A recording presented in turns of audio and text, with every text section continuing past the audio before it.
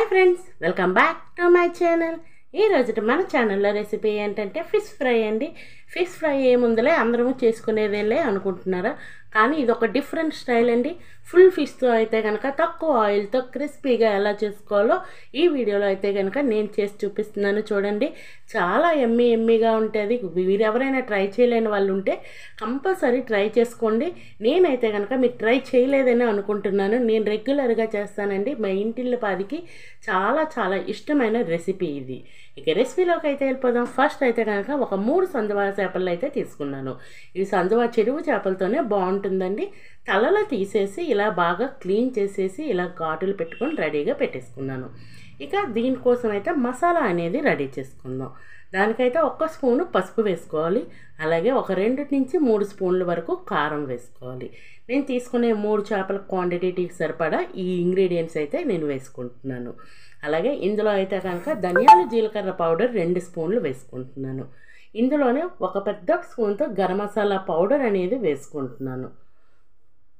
ఇలా పౌడర్ వేసుకున్నాక టేస్ట్కి తగ్గ సాల్ట్ వేసుకోవాలి. సాల్ట్ కూడా 1 స్పూన్నర వరకు సాల్ట్ అయితే కనుక పట్టింది.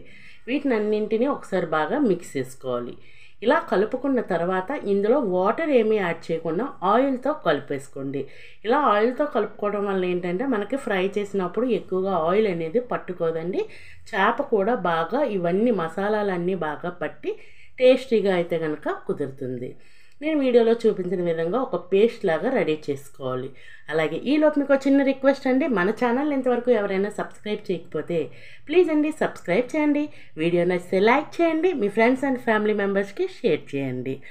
చూసారు కదా, ఇలా కలిపి పెట్టుకున్న పేస్ట్ని అయితే నేను చేపకు మీరు చూపిస్తున్నాను చూడండి వీడియోలో, అలాగా దాన్ని ఘాటులు అనేది కాస్త చివరి వరకు పెట్టుకోవాలండి.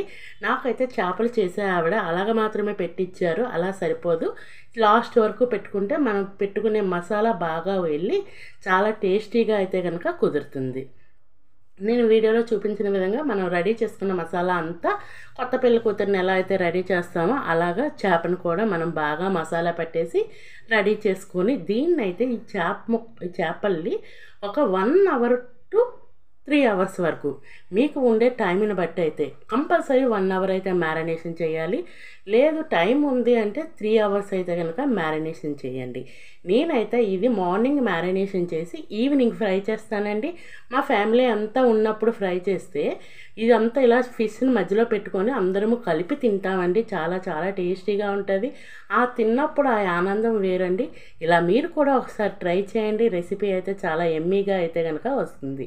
నేను రెగ్యులర్గా ఎప్పుడు చెరువు చేపలతో మాత్రమే చేస్తానండి. టేస్ట్ అయితే మాకు చెరువు చేపలతో ఫ్రై అయితే చాలా చాలా ఇష్టం. నేను అన్నింటినీ ఇలాగే మ్యారినేషన్ చేసి పెట్టుకుంటున్నాను. లోన వరకు వెళ్ళేటట్టు పేస్ట్ అనేది మనము దీన్ని ప్రెస్ చేస్తూ మ్యారినేషన్ అనేది చేసుకోవాలి. 3 అవర్స్ మ్యారినేషన్ చేసినప్పుడు అయితే కనుక ఫ్రిడ్జ్లో పెట్టుకోండి. 1 అవర్ అయితే కనుక బయట ఉంచేసినా కానీ ఏమీ పర్వాలేదు. వీటినన్నింటినీ వీడియోలో చూపించిన విధంగా మ్యారినేషన్ చేసేసి ఫ్రిడ్జ్లో అయితే పెట్టేసుకుంటున్నానండి. చూసారు కదా, 3 చేపలకి ఈవెన్గా అయితే కనుక మసాలా అనేది పట్టించేసి పెట్టేసుకుంటున్నాను. నెక్స్ట్ అయితే ఇది ఏంటంటే నేను ఇప్పుడు ఈవినింగ్ ఫ్రై చేస్తున్నానండి. ఈవినింగ్ ఫ్రై చేయడం కోసం అయితే ఫ్రిడ్జ్లో నుంచి బయటికి తీసేసాను. అలాగే ఈలోపే స్టవ్ వెలిగించి కళాయి పెట్టుకొని 1 స్పూన్ వరకు ఆయిల్ వేసుకున్నాను. 1 స్పూన్ ఆయిల్లోనే కొంచెం ఉంచేసాను. చూసారా, అంతే అండి, ఇంకేమీ ఆయిల్ అయితే పట్టదు. చూస్తున్నారు కదా, ఇలాగా ఆయిల్ హీట్ అయినాక ఒక చేపని తీసుకొని ఇలాగా వేసేయాలి. కళాయి కంపల్సరీ వేడిగా ఉండాలండి. ఎందుకు అంటే ఈ చేప పెట్టినాక మనం లో ఫ్లేమ్లో పెట్టేస్తాం కాబట్టి కంపల్సరీ వేడిగా అంటే కళాయి వేడిగా ఉండేటట్టు చూసుకోండి. ఇలా పెట్టేసినాక మూత పెట్టుకొని 1 సైడ్ మంచిగా కలర్ వచ్చేంత వరకు కుక్ చేసుకోవాలి.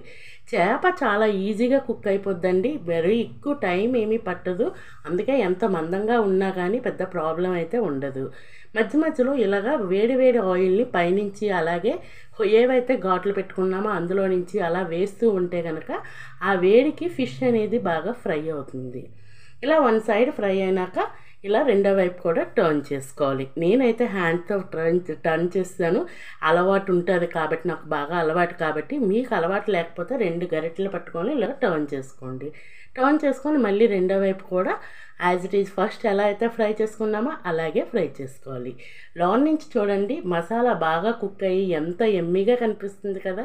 ఫైనల్లీ రెసిపీ అయితే రెడీ అయిపోయింది. చూడండి ఎంత పైన క్రిస్పీగా, లోన సాఫ్టీగా, జ్యూసీగా భలే ఉంటుంది.